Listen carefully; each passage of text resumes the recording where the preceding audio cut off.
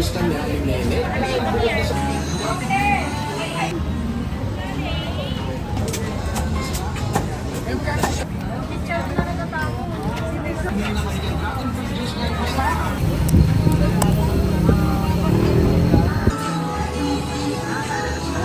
Kasi yung mga pata 100% tulong Nili ang prutasan niya ito sa kanyang nanay na si Lola S.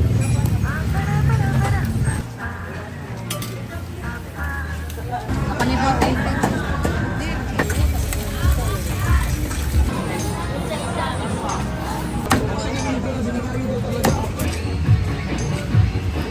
Ito sa antioxidants at pinaniniwala ang mapis para masarap ang kanilang juice. Para sa diabetes, Kuya Kim yan,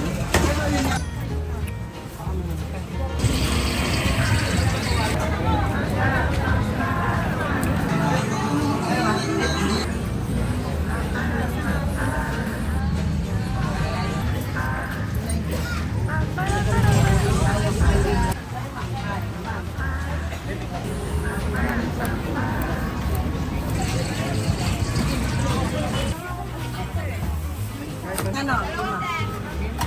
Sa iba kasi ang tagal ng taba eh. Nakawa na lang ako sa iba kasi ang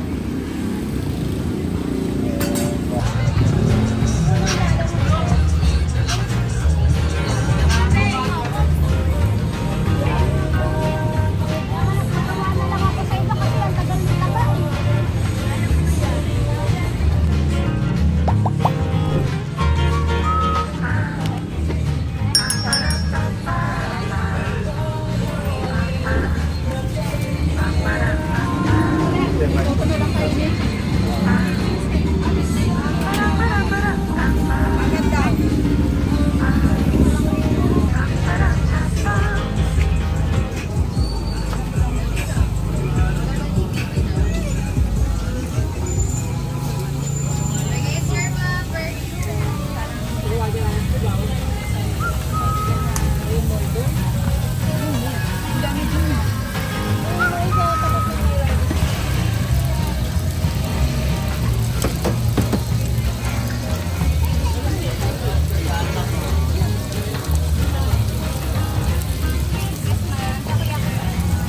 Bestseller ng overload.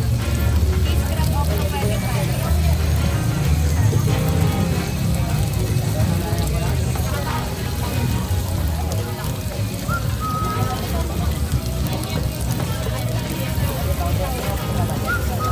Asalang pa lang, Wadi.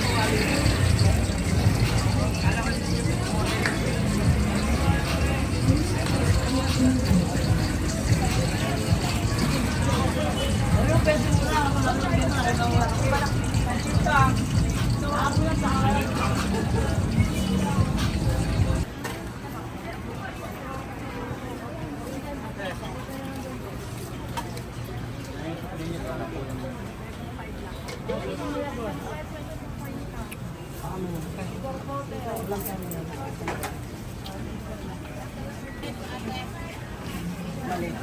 ano, lima. Nakasok na yun eh. Akin na yung ano. Akin na uli, boss.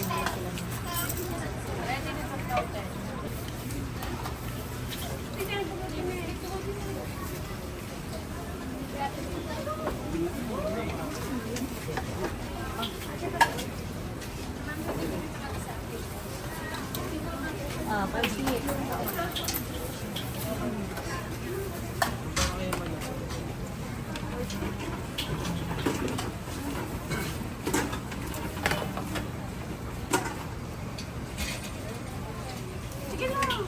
Ito, tumagal.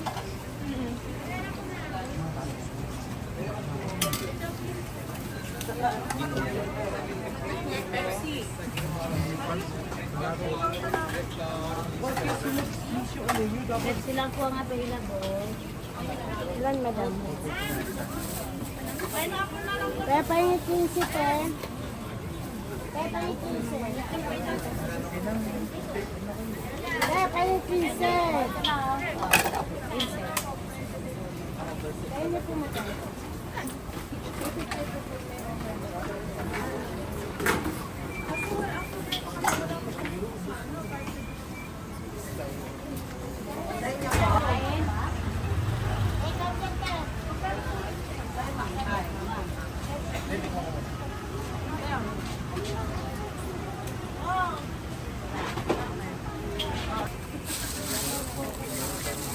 Ano sa inyo?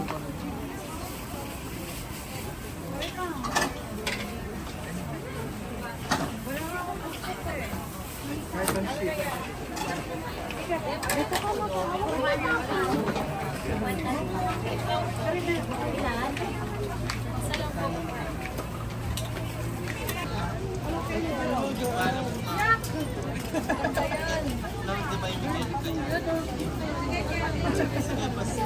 Kurang kanin ko yun.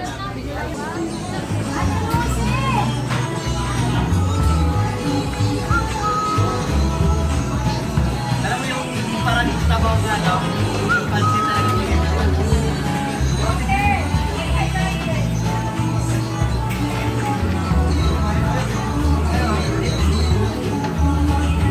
perfect birthday.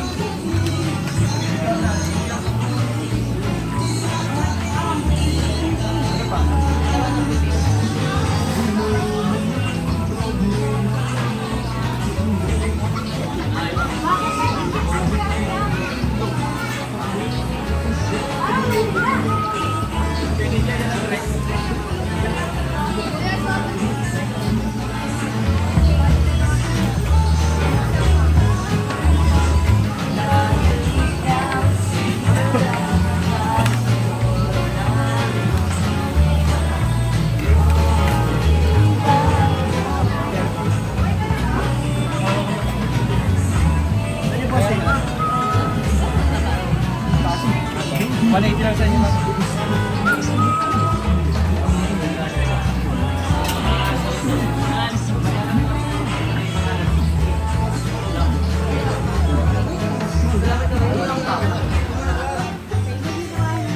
That time check is brought to you by Bus Winner, Ibaya Jessica.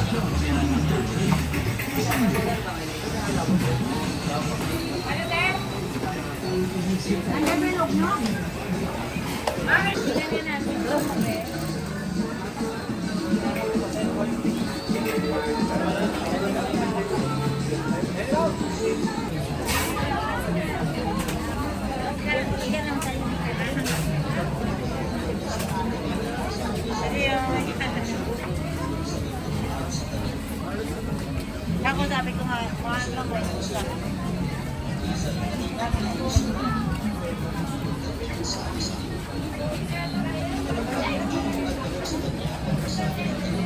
Ayun, tapos kahit isang babae ay wala kang natulungan.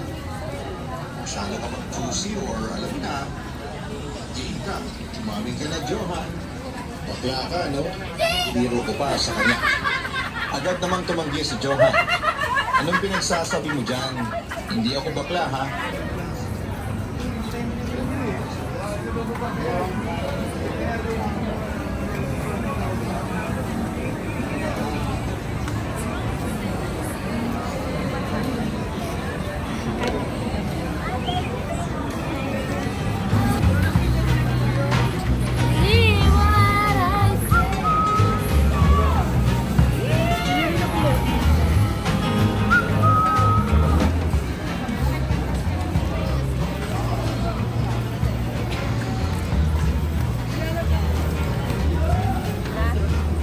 Ayaw ko yung serve at 60.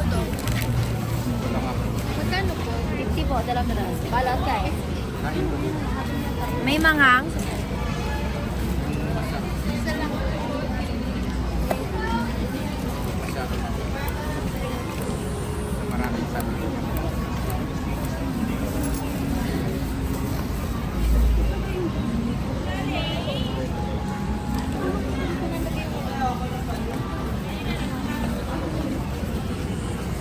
Ano dyan? 50 po, dalawang piraso.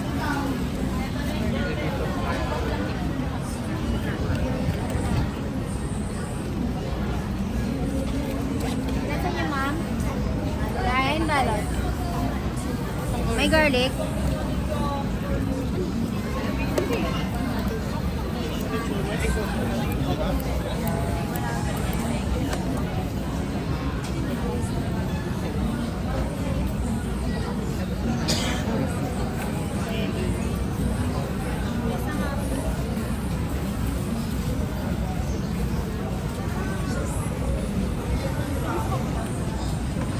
Take out sa inyo, ma'am. Kain, balot. May manghang. Magkano po? 50 po, dalawang piraso. 100. Magkano? Take out to, take out. Magkano na? 50 pala dyan. Isa-isa.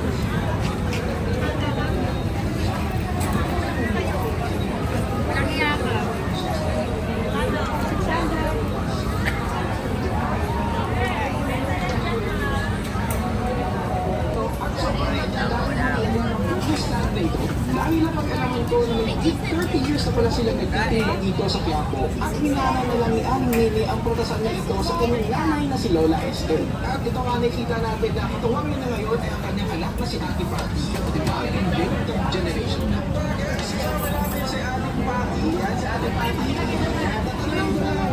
Bakit po kaya madaming bumibili dito sa Dragon Fruit ang mga item?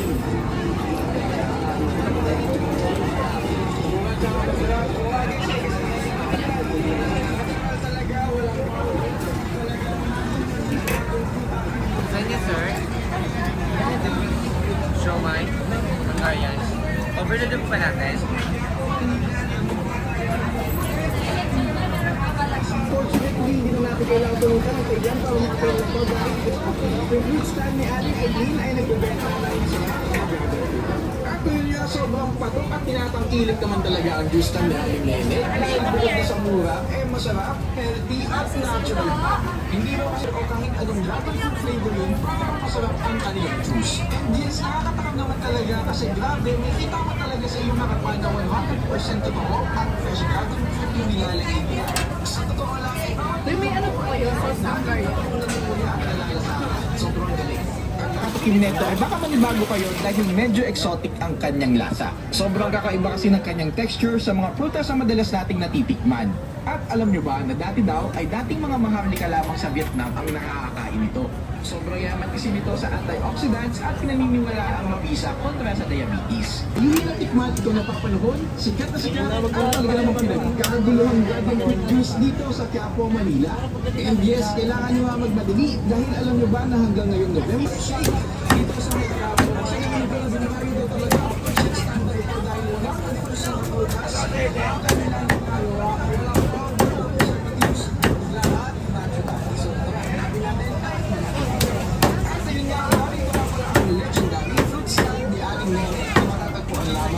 District, Plaza Miranda, Quiapo, Manila. Madali nyo nga lamang ito kaibigan dahil sa may tapat lamang sila mismo na simbahan ng Pongay Sereno at sobrang legendary naman talaga ng purchase stand na ito dahil napag-alaman ko na may 30 years na sila nagtitinda dito sa Quiapo at minana na ito sa kanyang nanay na si Lola Esther. At ito nga nakikita natin na katuwang niya ngayon ay ang kanyang anak na si Ate Patty. O di ba ang team third generation na. Oh, lechon tayo dyan, lechon.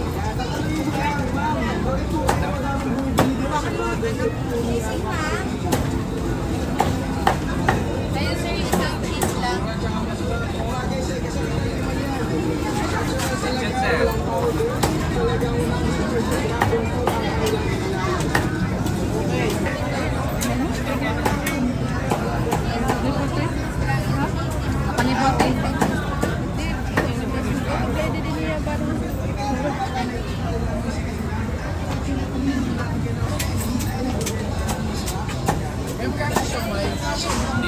Tinatangkilik naman talaga ang gusto nila. Ilang piraso? Tatlo. Dumi na po ba?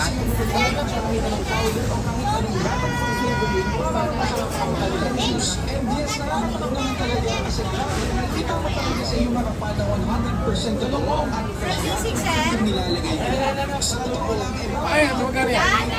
100 po ba? 50-50. Ayan, sinabili na kanila. Dalawa po.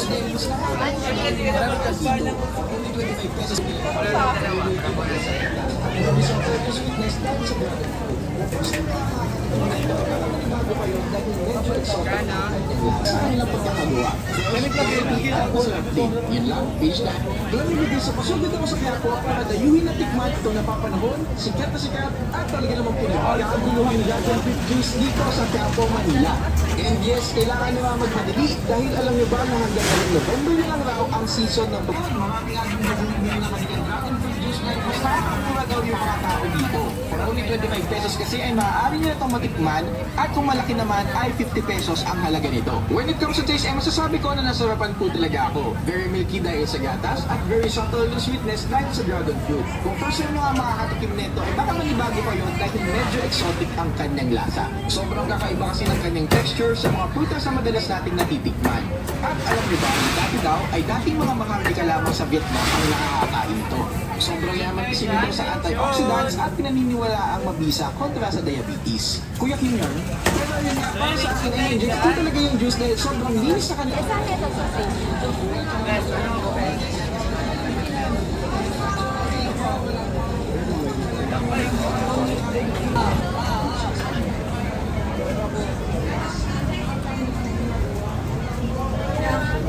Bel, Bel.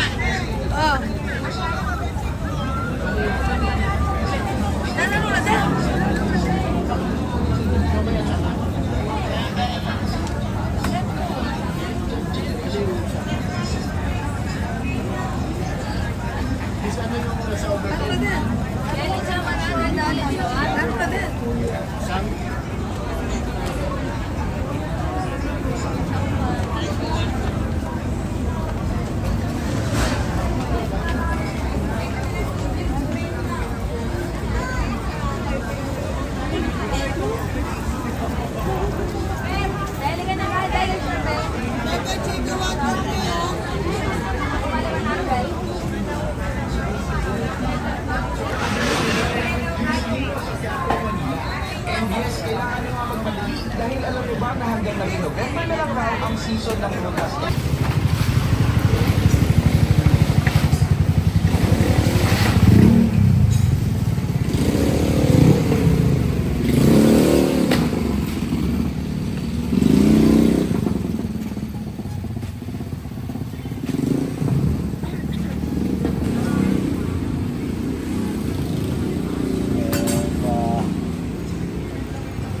Nilagay mo na yung ice.